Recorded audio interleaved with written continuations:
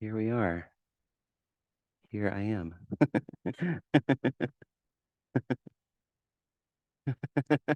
What did you say? Yeah, it's not a very Buddhist thing to say, is it? Yeah.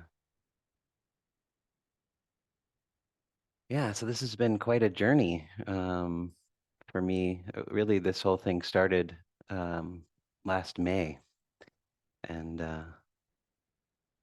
that's when I first kind of inquired about this center and this position, and it's been a really wonderful experience.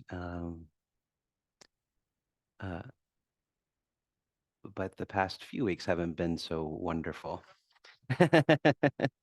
And then decided to throw a trip to Thailand in the middle of that too. So uh, it's been really interesting to watch the mind during this whole process. Um, I won't bore you with the details of the particular challenges, but there have been a lot of challenges, and it's really made me see that the practice really only, I don't want to say only, but I'm going to say only right now, but the practice only really means something when it's inconvenient. Um, because it's really convenient to just allow your mind to just run the show, and to give into reactivity and patterns and conditioning and things like that. It's a really easy thing to do. It's difficult to go against the stream. And that's how the Buddha talked about it, to do something a bit different, going against the stream of your conditioning, going against the stream of what is easy and what is comfortable. Um, yeah. And so everything was really smooth until the actual activity of moving began, and then the challenges started to hit. And so you start to get all of these messages from your own conditioning about maybe it's better to just stay. Maybe you should just be more comfortable. Maybe you should just do what's easy. Um, and that's a very familiar pattern probably for most of us. Um, and so in the teaching, there's this in the Buddhist teaching, there's this big emphasis on agency and intention and things like this. And so uh, I began to kind of look into the teachings and from a perspective of that, and what courage means, and what these words actually all mean. Um, and if this is a path of going against the stream, you have to follow, what you believe or what you know to be the right direction to go in. Um, because there are plenty of things in this mind that wanted me not to do that. And it would have been really easy to just stay put. Um, but there's no doubt in my mind that this was the right move, the right choice at this time in my life.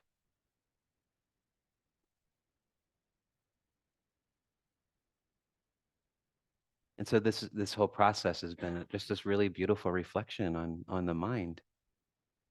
And when challenged, or when taken out of routine, or when pushed to your edge, what do we do? You know, all of us, what do we do? What choices do we choose to make?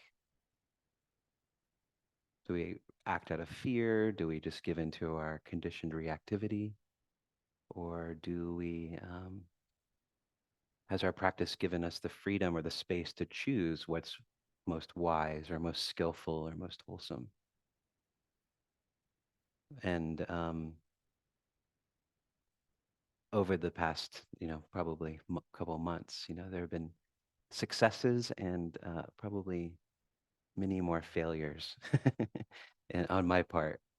as in practicing. But it's all learning. It's all learning. It's all a path. Um, and I hesitate to even say failures because there's really is no failure. It's all a path. There are no successes. It's just a path. It's just uh, what matters is what we do with what we're presented with and how we move forward. It's very clear in the Buddhist teachings that we're constantly conditioning the future by our present choices. Um, the words I choose to speak right now, the actions I choose to take right now, how I choose to live my life right now conditions the future. And so there's always a choice. And it's always difficult when you begin something new or you begin a new pattern or you you you take the teachings into their practical application. It's always very difficult until it becomes your actual conditioning, your karma, which takes many, many years of practice.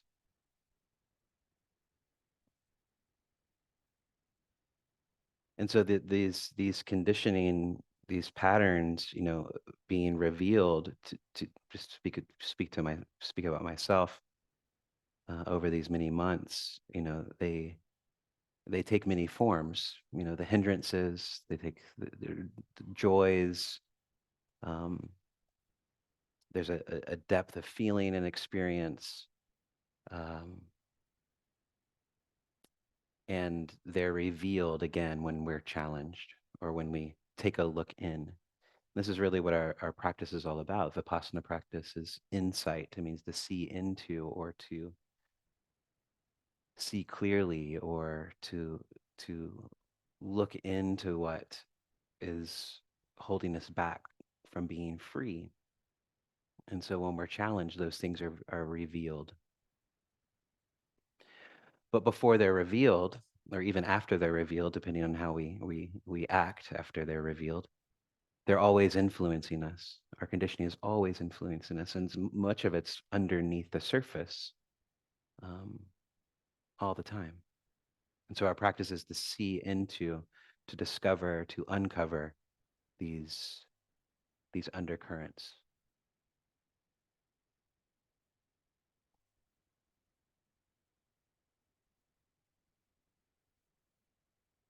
And we don't really know how and when they'll arise. And we can be blissful one moment and the next moment be in a completely opposite state. We're trying to escape. This is always happening. This is a pattern. And there's one thing that all of this has in common. It's all thinking. It's all thinking. It's mind stuff.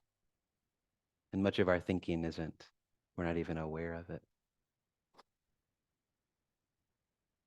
The Buddha was really brilliant, very, very brilliant. Um, I discover that more and more every time I read the suttas or read a teaching. But one of the things that really helped me um, was how the Buddha referred to six sense doors. And so we have the five senses that we learn, see if I get them right. Seeing, tasting, touching, hearing, smelling, right? We have those, but he had a sixth one, the sixth one, which is the thinking mind. And so he saw or taught the thinking mind is is e- equal to or just another sense, which I think is really important because many of us think that we are our thinking. We think we are the thoughts that arise, the pains that arise, the joys that arise, all of these things. We think that's what we are. But really, what the thinking is it's just like our sense of smell or our hearing. It's a tool. the brain thinks, the nose smells, the ears hear, the tongue tastes. That's what it does.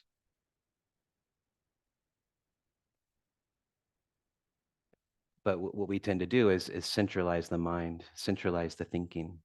And so I like to see it as a circle. And so rather than keeping the thinking in the center and the five senses on the periphery, we can move the thinking out to the periphery as well and put presence in the center. And so thinking becomes this tool that we use that helps us navigate the world. And that's a lot of what the Buddhist teaching is about. It's about becoming more skillful in our thinking. What leads to liberation? What leads to happiness? What leads to more harmony and relationality and with ourselves? And what leads to its opposite? And so I always like to consider, like, I've never mistaken my sense of smell as being me or my hearing as being me, but I all the time think of my thinking being me. Even my concept of self is a collection of thoughts. That's all it is. And so at the beginning of meditation, when I was talking about, noticing how there is the thoughts and the sensations and the feelings, but there's the noticing of that feeling, those feelings and those sensations as well. So there's the sensing, and then there's the noticing of the sensing. And so when I'm thinking, I can get absorbed in the thoughts, and that's when I get into the delusion of thinking that that is me. But when I notice that I'm thinking, there's a separation there. So I know that I'm thinking. So what knows? That's who we are, the knowing of those things. I know I'm smelling. I'm not mistaking my smelling as being me. And so we pull back and we start to see this. And that's kind of one of the things I noticed in our drive and like through this whole process of moving was the absorption in the difficulty or the absorption in the pain. And I become the pain. I become the difficulty. I become the all of the things. I become the tiredness. I become all of this stuff.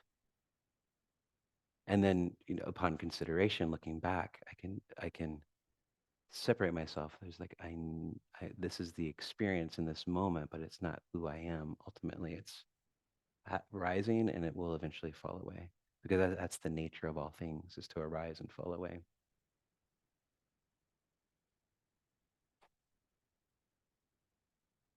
And so we practice to kind of begin to understand this process, and it takes discipline and it takes courage.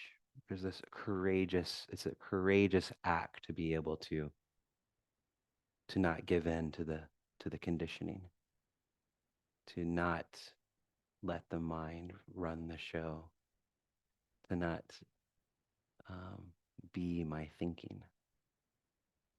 And so there's effort there. It's really difficult to see the self or the ego or the thinking mind when we're swimming in it all the time. It's like a fish who doesn't understand that it's in water. It's just swimming. It doesn't know it's in water until maybe it's pulled out of the water and it might, oh, I'm out of the water.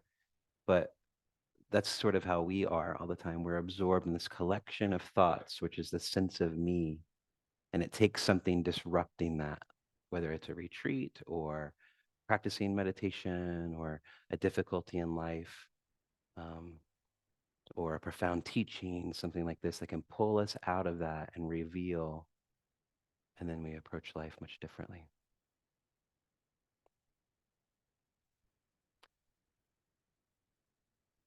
So relating to our meditation practice, put in a very pithy way, we um, go on retreat or we meditate to see and understand what is secretly running our lives. And so this whole process of moving has showed what's kind of secretly running my life. This expectation of everything going correctly. or everything going easy. It's like, I'm a Dharma teacher. Everything should be easy for me.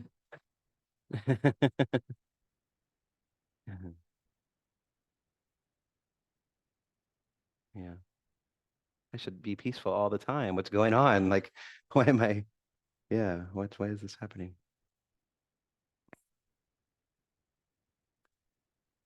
And there's this aspect too that I uncovered that was like there's almost a loyalty to the suffering, um,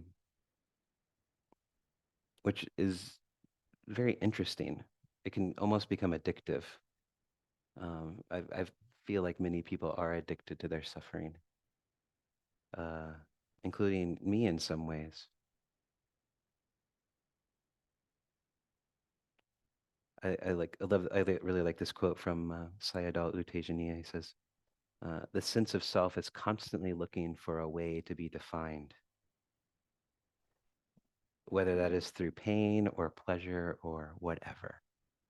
And so there's this searching. It's actually the first step in the Paticca Samuppada, the 12 steps of dependent origination.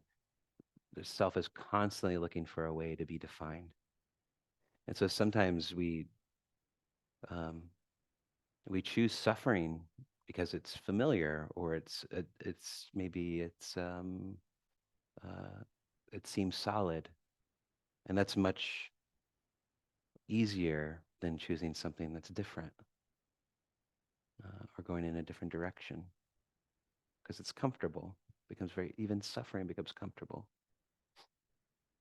And so I've seen that pattern within myself. And so this tendency of the mind to create a me or a mind or a self is this attempt to create solidity. And that's the second noble truth, is like this thirst for a self, this thirst for solidity in a world that's constantly changing. And because the nature of all things, all objects, all materiality is change. So if we try to grasp onto something as solid, we will suffer because things are always changing, which is the first noble truth, is the truth of dukkha. It's not life is suffering. It's there is suffering when we take the sense of self to be solid, or when we try to grasp onto things as solid. And so this constant attempt is what we call samsara, this cycle of suffering, this wheel of suffering over and over again, the self looking for a landing place, always, always, always. And it doesn't care whether it's, again, pain or pleasure or whatever.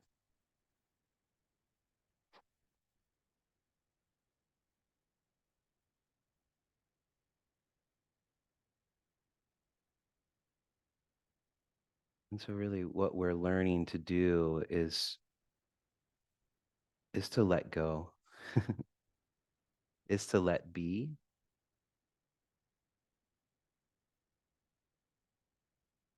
And as we pay attention, we slowly learn the benefits of letting be, of letting be.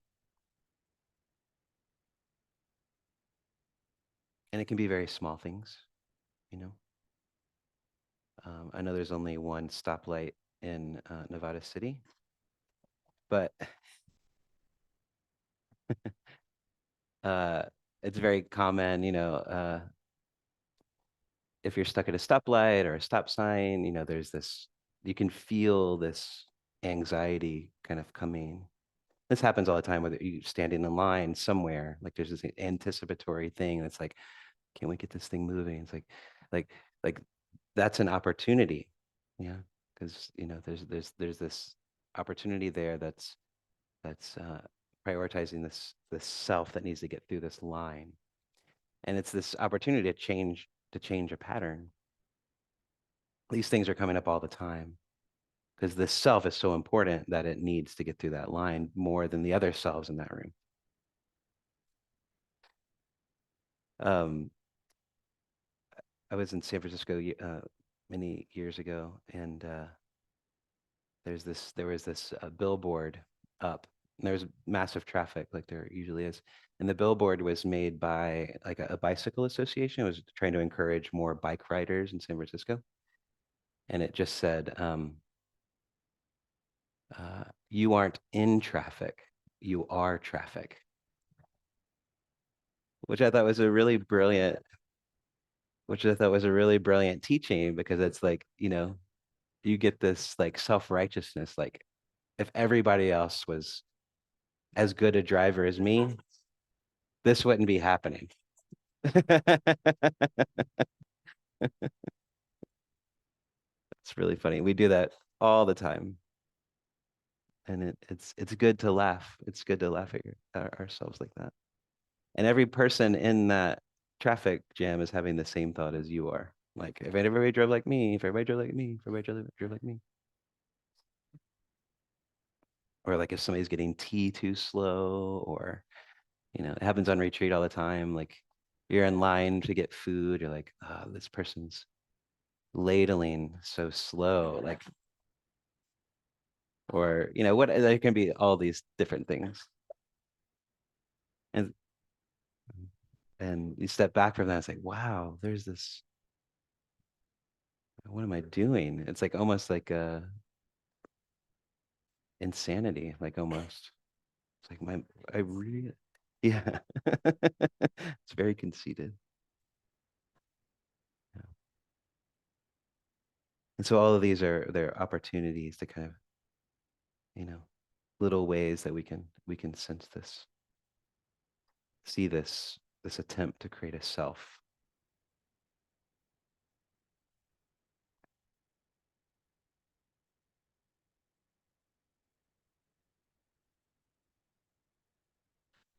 And we talk about letting go, but I just said letting be, and I really like letting be better than letting go.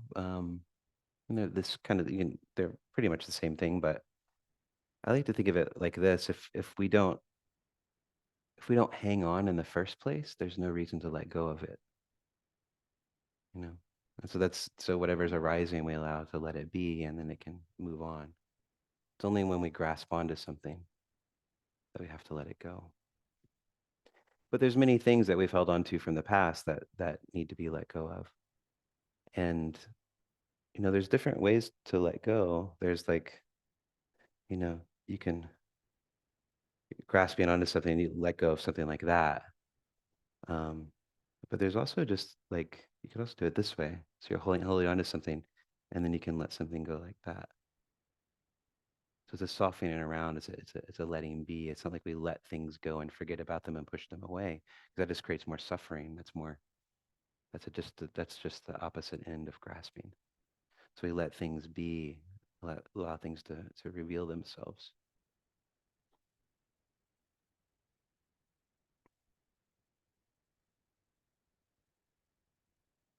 And once we start to understand this process and this opportunity, we start to see that everything that the Dharma offers is right here.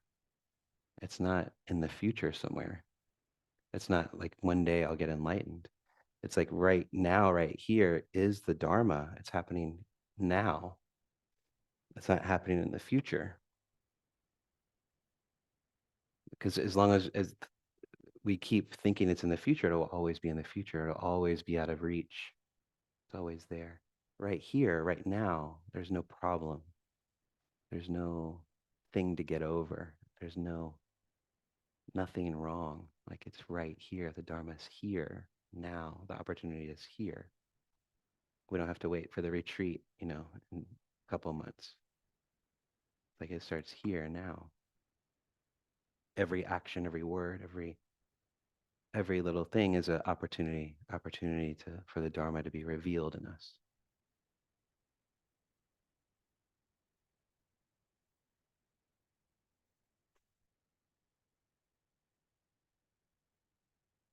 So it's important to understand what is obstructing us from seeing it here and now.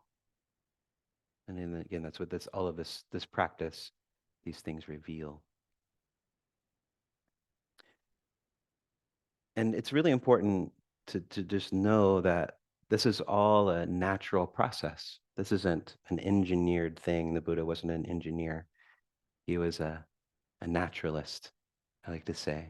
He observed and saw patterns and understood the laws that govern the mind and and tendencies. He didn't create some, 5-step method to liberation. It was it's a way of living life. Um, it's not an engineered thing. It's not separate from being human, more fully human. If you look in nature and the patterns of nature, it's always letting go. It's always moving. It's always changing and adapting. That's no different than us because we are nature. That's what we are to do. And that's really what the Buddhist teaching is all about. It's about coming to terms with the laws of nature.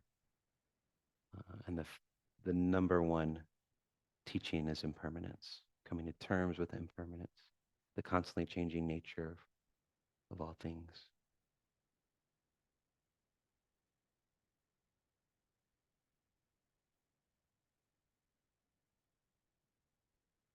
So I'm just gonna just end uh, part one.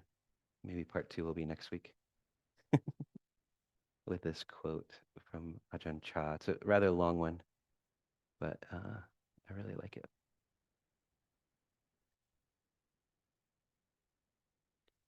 It says, just try to keep your mind in the present. Whatever arises in the mind, just watch it and let go of it. Don't even wish to be rid of thoughts. Then the mind will return to its natural state.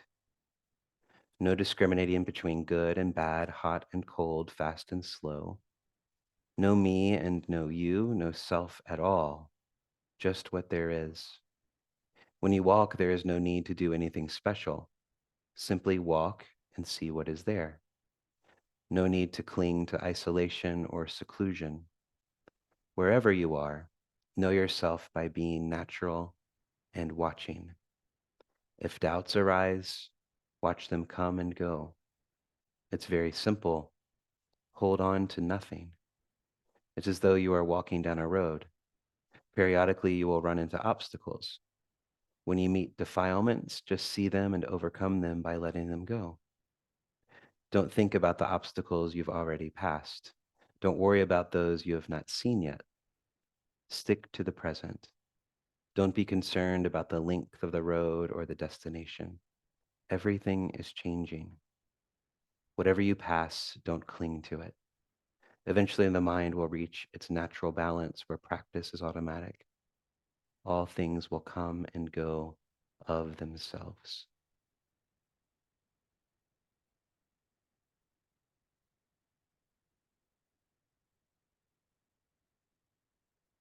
Thank you.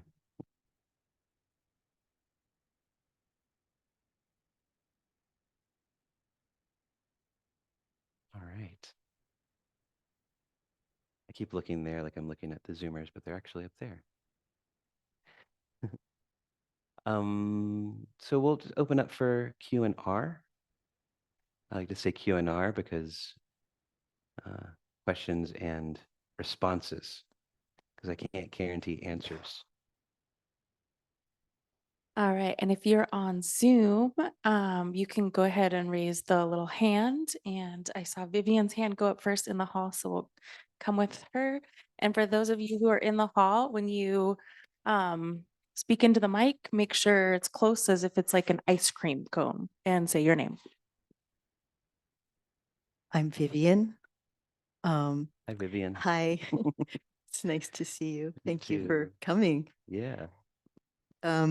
So you were talking about identifying the self with thought, and in my experience, I feel like my brain just has a big radio going all the time, but I don't really feel like I am the radio.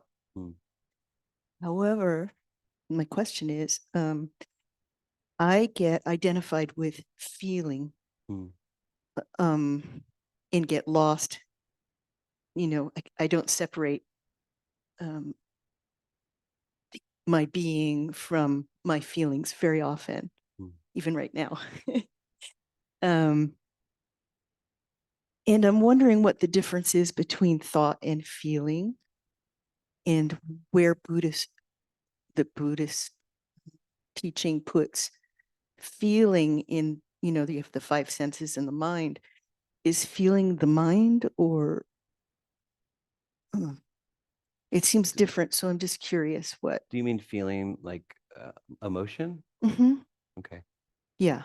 So Emotion. when the Buddha, like when in Buddhism, the term feeling is they call it Vedana, which is just pleasant or unpleasant or neutral feeling, but that's not talking about emotion.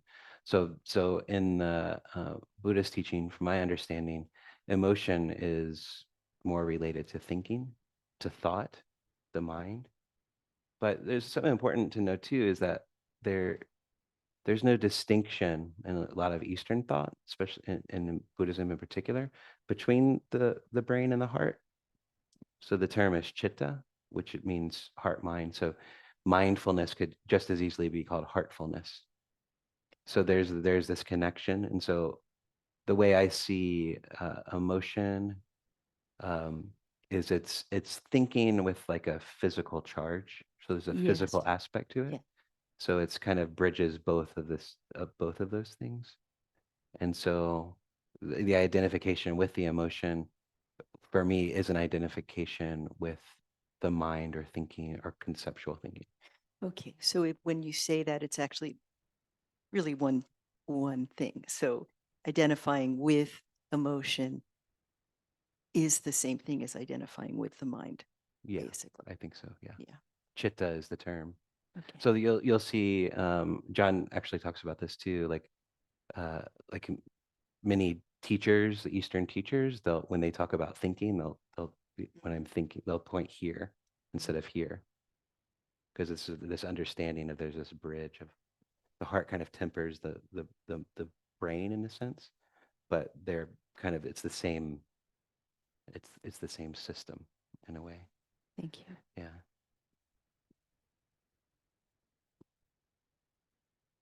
Anyone on Zoom have a question? Okay, if you're thinking about it, raise that little hand. Otherwise, we will go to in person. Hi, I'm Art, Hey there. and I've been here before, but you haven't that long. So you've had an experience now in Thailand, and I would like you to give us some reaction. What is Thailand like? How was it for you? Yeah, it's actually my second time in Thailand. Ah, I was there teaching a retreat with John Travis, mhm. and it was wonderful. It was um, on a giant lake. That's actually a man-made lake that was it's a river valley that was filled, and it actually creates a dam that provides 70 to 80% of electricity for southern Thailand. I don't know why I told you all that, um, but I thought it was really interesting. It's hundreds and hundreds of meters deep, and it's just surrounded by these really giant, beautiful mountains. And the center is actually called a raft house, and it's floating in the middle of a lake. And it's these individual cabins with a retreat hall and a dining hall. And yeah, we did a 10-day Vipassana retreat there for 32 people. So we're floating on this lake, meditating for 10 days. It was great. I mean, it was one of the wonderful things about it is that the jungle surrounding it, it's surrounded by hundreds of thousands of acres of nature preserve that's been untouched by humans. So it was never logged, it was never torn down or anything. So it's this very ancient jungle. And so there are elephants, swimming around and monkeys and gibbons. And we would start meditating at 6 a.m. when it was still dark. And then during the meditation, it started to get light, and the jungle would just wake up around us. So it would like get louder and louder and reach this big crescendo, and the monkeys are yelling, and that was really great. Um, it was a wonderful experience. So wouldn't say we experienced Thailand completely from being in that retreat, but what I did experience of Thailand is just a really wonderful place, and yeah, I look forward to going back. Yeah. Okay, that gives me a perspective. I'll go next time. Thank you very much. Please do, yeah. It's Thank interesting you, being in a Art. Buddhist country too, especially a Buddhist country that was never colonized, that it just has a different feel and quality to it. I think it's 94% Buddhist or something like that. Yeah. All right, Zoomers. Anyone on Zoom have a question? We want to give you guys a chance if you'd like.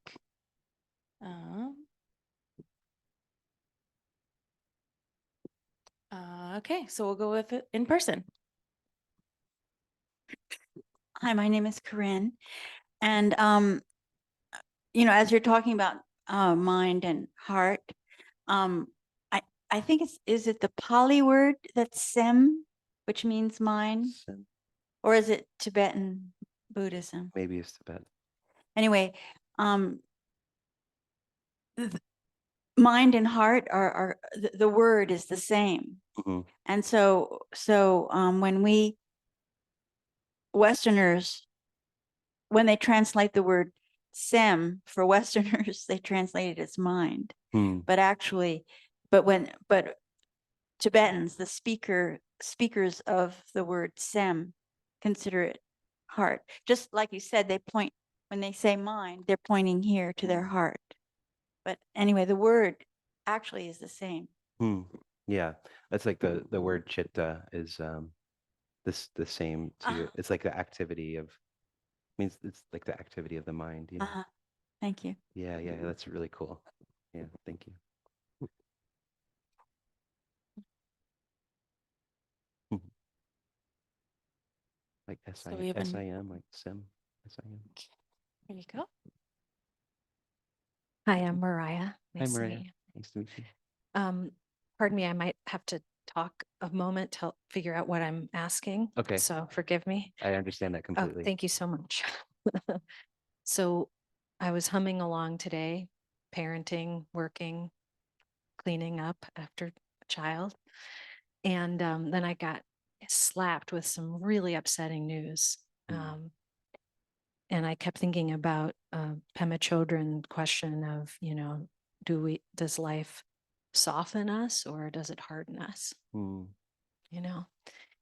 And I rushed and got here. I thought, well, let me, be together with people as my mind and heart were racing.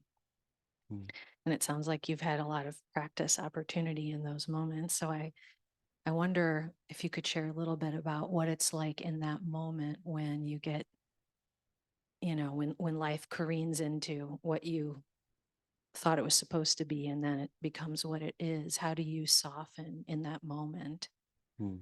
within? Mm. Thank you. Yeah, it's really good. Yeah, the tendency or the reaction or what we want to do is harden because we want to fight it. Because we think fighting is the best defense, or hardening is the best defense, which just kind of makes it worse. And when we do that over and over again, we become harder and harder and harder. And so we become more and more separated. Where the actual kind of more wise thing to do is soften, because when you soften, you can absorb, you can take it in, and you're not as affected.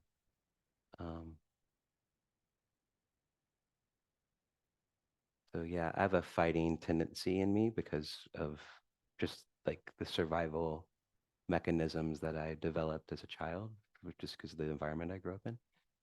So it's been a training for me. And so a lot of those old patterns do still come up.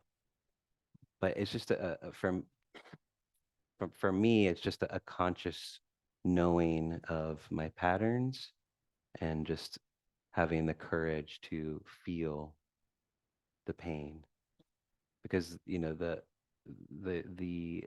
purpose of our practice isn't to become numb.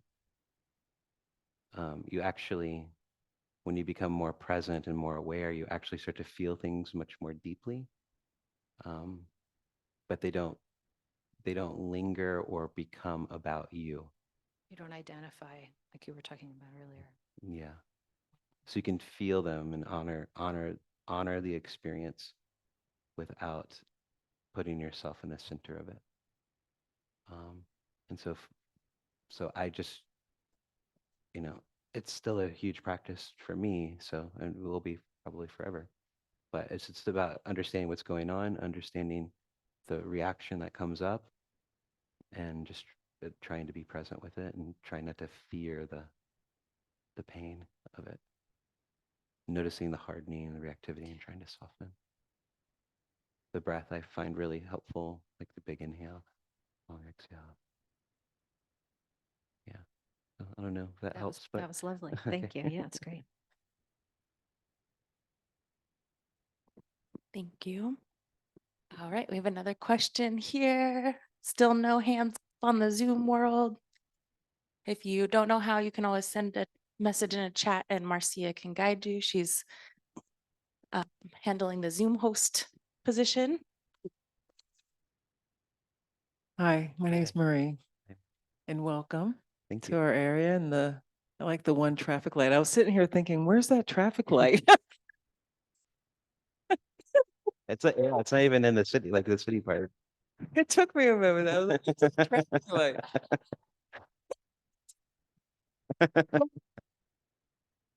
I just great discussion. I love when we've had some teachers or with like a neuroscience background, Mm, and they bring up about the amygdala that helps me to understand, if I understand it correctly, is kind of explains why as humans we have such a fight flight survival mechanism. Like it sounds like it's such a core and it's so prevalent, you know. So that sometimes helps me, like just realizing, oh, this is just, I don't know if it's considered even part of reptilian, like it's just this real mhm. basic reaction. But recently when I've had some triggers, and it's funny, conceptually, you hear things, but it's always the beginner's mind. It's always funny how finally putting something to practice and you're just like, wow. Like you're doing it for the first time and it's almost childlike, because recently when triggered, I I started practicing compassion for being human, like just compassion that Mhm. I'm human and this is part of being human, and how I was pleasantly surprised how it just seemed to diminish it right away, Mm, because it was just this like letting it be in a way, letting it, the humanness be in a way, mhm. not being,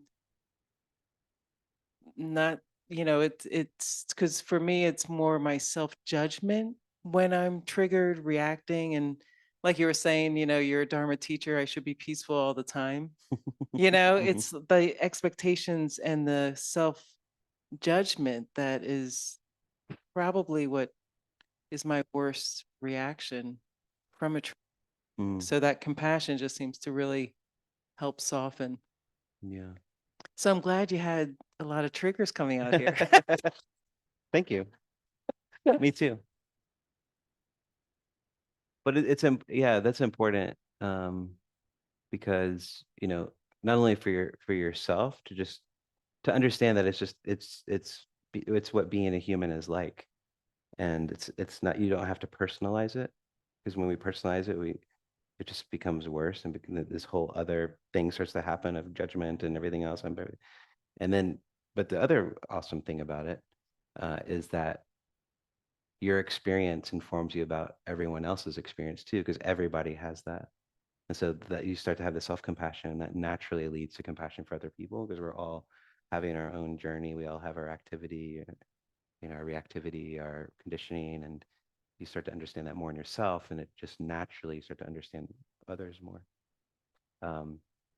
And when we start to act a little bit differently in our reactivity and start to respond and stop ourselves, that's a practice, and getting it into like the neuroscience stuff and the neuroplasticity, that what you practice, you become. So if you're practicing reactivity all the time, you're going to get better and better and better at it. If you're practicing fear all the time, you're going to get better. You're going to be really good at fear.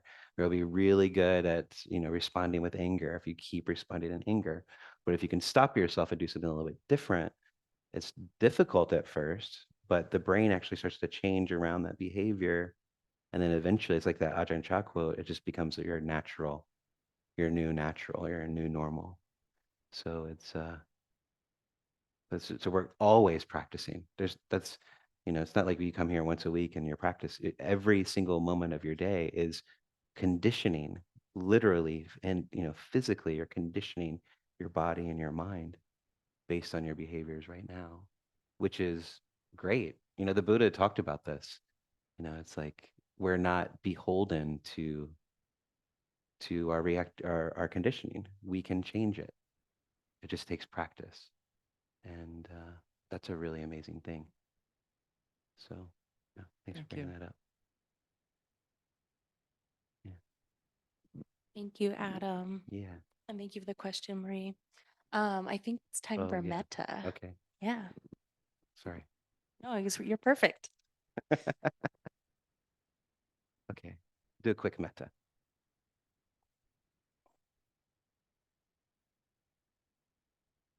I'm going to change it up. We'll do mudita. I like doing mudita. Uh, it's mudita is metta when metta meets beauty or various things. And mudita is just the joy of being, experiencing the joy of being in community here. The joy of being with others who are at least interested in liberation or understanding of one's own mind. You can find a deep joy in that.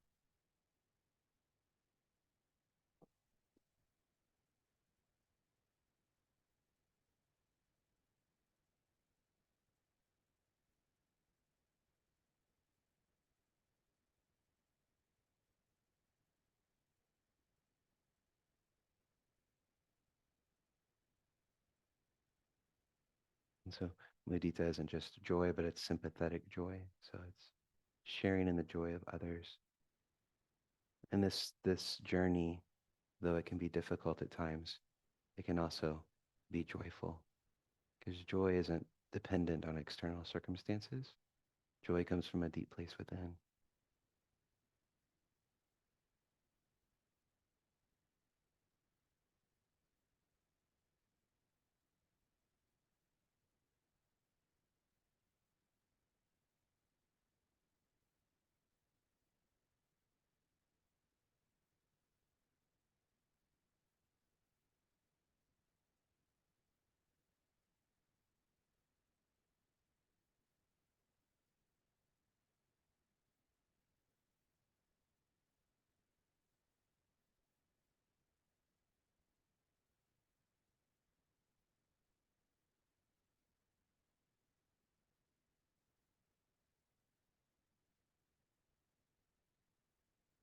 May our practice continuously reveal, so that what holds us back from being Dhamma in this moment is released. May we find joy in the practice, enjoy with one another.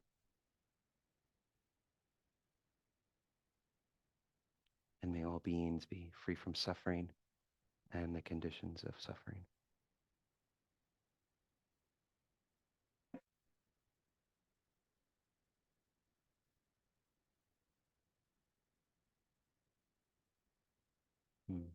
Thank you all so much for your practice. Yeah. Adam, thank you so much. Yeah. Hi. Bye.